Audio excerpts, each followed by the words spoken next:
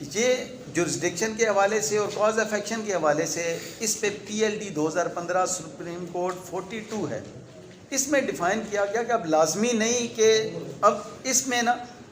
جو پلینٹف ہے اس کو اتھورائزڈ کر دیا گیا، اس کو رائٹ دے دیا گیا کہ وہ جب چاہے جہاں چاہے جتنی اماؤنٹ کا چاہے، وہ اماؤنٹ کے حوالے سے تو وہ کوانٹم کی ورک شو کرے گا، لیکن وہ جس لوکیلٹی میں چاہے، وہ 2 لوکیلٹیز بتا دی گئیں. ایک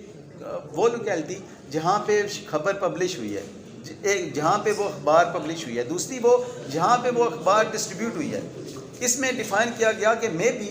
خبر راولپنڈی میں شائع ہوئی ہو، لیکن وہ اخبار کوئی ساتھ لے گیا اور اس نے کراچی میں جا کے اخبار پڑھائی ہے، تو اب پلینٹف کا رائٹ ہے کہ وہ کس کو، اب اس میں بھی پلینٹف کا رائٹ ہے کہ 6 بندوں نے خبر چھپوائی،